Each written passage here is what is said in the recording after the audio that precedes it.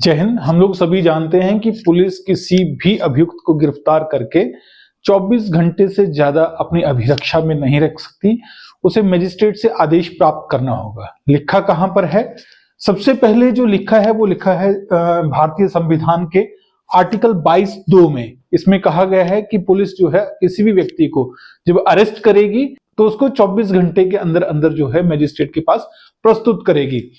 Section 58 है भारतीय नागरिक सुरक्षा संहिता का, जो कहता है कि पुलिस ऑफिसर जब बिना वारंट के किसी अभियुक्त को गिरफ्तार करेगा तो वो 24 घंटे के अंदर अंदर मजिस्ट्रेट के पास प्रस्तुत करेगा। लेकिन ये बात करता है बिना वारंट के। वारंट वाले मामले कौन से हैं? सेक्शन 78 भारतीय नागरिक सुरक्षा संहिता कहता है कि जब कोई पुलिस ऑफिसर किसी व्यक्ति को वारंट के साथ गिरफ्तार करेगा तो 24 घंटे के अंदर प्रस्तुत करेगा, जब उसकी थाना की जुडिक्शन में अरेस्ट करेगा। लेकिन जब 30 किलोमीटर के दायरे के बाहर अरेस्ट करेगा या फिर अपने थाना की जुडिक्शन से बाहर अरेस्ट करेगा तो सेक्शन 82 भारतीय नागरिक सुरक्षा संहिता जो है वहां पर काम करती है, जो कहती है कि जहां पर अरेस्ट किया जाएगा वहां पर मजिस्ट्रेट के पास तुरंत ले जाया जाएगा, जुडिशियल मजिस्ट्रेट के पास। अगर जुडिशियल मजिस्ट्रेट उपलब्ध नहीं है तो एग्जीक्यूटिव मजिस्ट्रेट या फिर वहां के एसपी या फिर कमिश्नर ऑफ पुलिस के समक्ष जो है पुलिस ऑफिसर प्रस्तुत करेगा अभियुक्त को जिसको अरेस्ट किया है।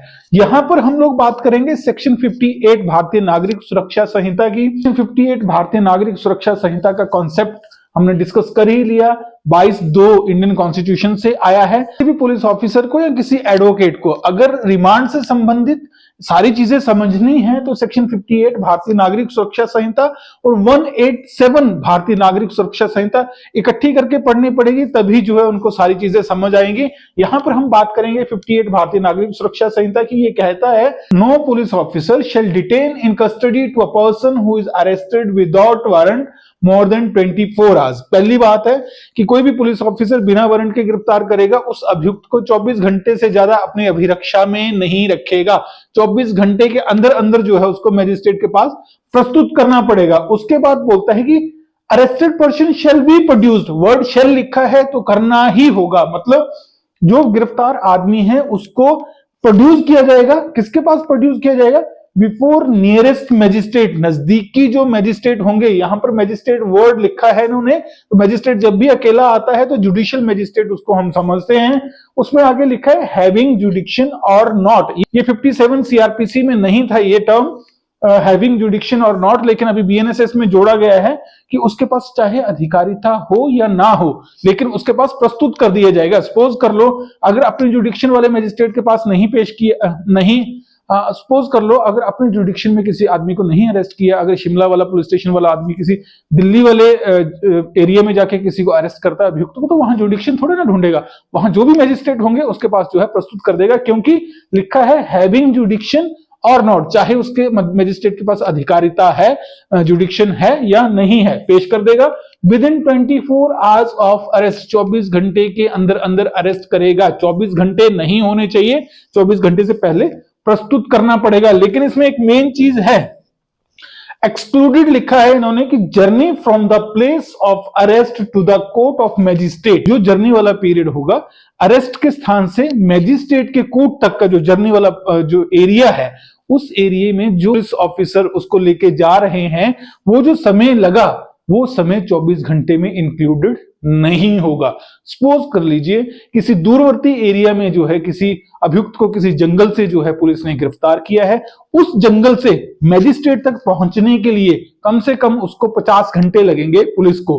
तो वो जो 50 घंटे होंगे उस चीज में ये प्ली नहीं ली जा सकती कि 24 घंटे के अंदर प्रस्तुत नहीं किया गया, क्योंकि वो 50 घंटे जो हैं ऑलरेडी सेक्शन 58 में कहा गया है कि वो जो समय है गिरफ्तारी वाले स्थान से लेके मजिस्ट्रेट के कोर्ट तक का जो है ट्रैवल करने का जो समय है वो उसमें शामिल नहीं है, 24 घंटे में शामिल नहीं है, वो उसमें निकाल दिया जाएगा। उसके अलावा 24 घंटे के अंदर जो है उस मजिस्ट्रेट के पास जो है प्रस्तुत करना पड़ेगा। उसके बाद लिखा है कि अगर आपको 24 घंटे से ज्यादा उस अभियुक्त को अपनी अभिरक्षा में रखना है, क्यों रखना है? क्योंकि इन्वेस्टिगेशन को पूरा करना है, तो आपको 187 भारतीय नागरिक सुरक्षा संहिता का आदेश प्राप्त करना पड़ेगा। 187 का बीएनएसएस का जो आदेश है वो कौन देंगे? वो देंगे मैजिस्ट्रेट। तो हम लोग जानते हैं कि जब कोई पुलिस ऑफिसर किसी अभियुक्त को, चाहे वो बिना वारंट के अरेस्ट करता है, चाहे वो वारंट के साथ अरेस्ट करता है, चाहे प्रोविजन 58 बीएनएसएस के हैं, 78 बीएनएसएस के, 82 बीएनएसएस के हैं, तो पुलिस ऑफिसर जब प्रोड्यूस करेंगे अभियुक्त को कोर्ट में तो क्या क्या फॉर्मेलिटीज होंगी? सबसे पहले अगर बिना वारंट के गिरफ्तार किया है, पहले हम लोग बिना वारंट वाला कॉन्सेप्ट डिस्कस कर लेते हैं।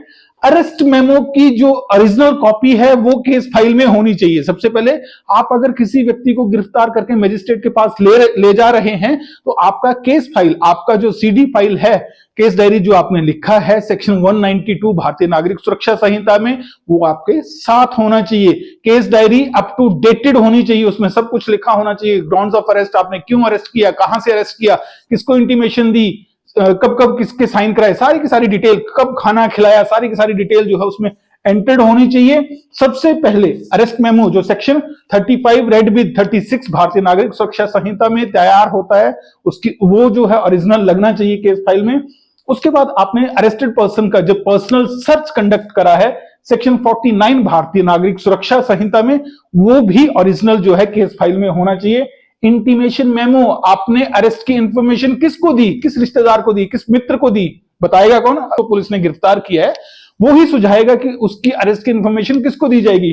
तो वो जो मेमो बनेगा, इंटीमेशन मेमो जो बनेगा, वो भी जो है केस फाइल में लगा होना चाहिए। इंटीमेशन मेमो जो बनता है पुलिस बनाएगी सेक्शन 48 भारतीय नागरिक सुरक्षा संहिता में। उसके बाद intimation to designated officer section 37 Bharatiya नागरिक सुरक्षा संहिता हमने डिस्कस किया है। जब भी किसी की अरेस्ट होगी, डेजिग्नेटेड ऑफिसर को इन्फॉर्म किया जाएगा, थाना के डेजिग्नेटेड ऑफिसर को और डिस्ट्रिक्ट के डेजिग्नेटेड ऑफिसर को। जो 37 बीएनएसएस के अंतर्गत बनाया गया मेमो है, डेजिग्नेटेड ऑफिसर को जो इंफॉर्मेशन दी है पुलिस ऑफिसर ने, वो भी केस फाइल में लगेगी। उसके बाद मेडिकल करवाना होगा एक्यूज का। सेक्शन 51 भारतीय नागरिक सुरक्षा संहिता कहता है अरेस्टेड पर्सन का मेडिकल एग्जामिनेशन कराया जाएगा। 51 से लेके 53 भारतीय नागरिक सुरक्षा संहिता तक जो भी आपने मेडिकल एग्जामिनेशन करवाया है उसकी कॉपी जो है उसके आपकी फाइल में लगेगी। Grounds of arrest and right to bail, अगर आपने कम्युनिकेट करा है, ग्राउंड्स ऑफ अरेस्ट जो है मैंडेटरी है। हमने जब सेक्शन 47 बीएनएसएस पढ़ रहे थे तो हमने डिस्कस किया था कि ग्राउंड्स ऑफ अरेस्ट और बेल का जो राइट है, संवैधानिक अधिकार है, वो बताना पड़ेगा। कहां लिखा है? सेक्शन 47 भारतीय नागरिक सुरक्षा संहिता में लिखा है। जो मेमो बनाओगे उसकी कॉपी भी जो है केस फाइल में लगी होनी चाहिए। उसके बाद ये है विदाउट वारंट, हम लोग डिस्कस कर रहे हैं। फिजिकल प्रोडक्शन एक्यूज का मैंडेटरी है। वीडियो कॉन्फ्रेंसिंग से एक्यूज पेश नहीं होगा कोर्ट में। 58 भारतीय नागरिक सुरक्षा संहिता का जो समय है, उसके बाद जो एक्सटेंशन लेने वाला समय है या एक्सटेंशन नहीं लेनी है तब भी आपको जो है एक्यूज को अगर प्रस्तुत करना है तो ये सारी चीजें जो है होनी चाहिए। और वो अगर 187 बीएनएसएस का ऑर्डर प्राप्त करना है तो इसको एक डिटेल पिटीशन आपको लगानी पड़ेगी, एक एप्लीकेशन लगानी पड़ेगी, एफआईआर की कॉपी भी देनी पड़ेगी, ग्राउंड्स ऑफ अरेस्ट भी देने पड़ेंगे। ये सारे के सारे होना चाहिए। अगर विद वारंट अरेस्ट करते हैं तब सिर्फ ये चीजें तो लगेंगी। वारंट की जो कॉपी है, एग्जीक्यूशन रिपोर्ट भी साथ में लगती है। ओरिजिनल कॉपी, जब किसी अभियुक्त को वारंट के साथ गिरफ्तार किया जाता है तो वारंट की ओरिजिनल कॉपी जो है कोर्ट को रिटर्न कर दी जाती है एग्जीक्यूशन रिपोर्ट के साथ। एग्जीक्यूशन रिपोर्ट के साथ वारंट लगा के ओरिजिनल जो है वो रिटर्न कर दिया जाता है कोर्ट को जब किसी अभियुक्त को वारंट के साथ अरेस्ट किया जाता है। तो ये सारे के सारे मेमोज जो है पुलिस ऑफिसर की केस फाइल में लगने चाहिए। लेकिन अगर 187 में अगर आदेश प्राप्त करने हैं तो सिर्फ सब इंस्पेक्टर रैंक का ऑफिसर जो है ये आदेश प्राप्त करने के लिए एप्लीकेशन लगाएगा। उससे नीचे की श्रेणी का पुलिस ऑफिसर जो है इसमें एप्लीकेशन नहीं लगाएगा। चाहे 187 का ऑर्डर प्राप्त करना है, मतलब उसका रिमांड लेना है, चाहे नहीं लेना है। 187 का ऑर्डर क्या होता है? अभियुक्त का रिमांड लेना, 24 घंटे से ज्यादा उसको अभिरक्षा में रखना, उसका रिमांड कहलाता है।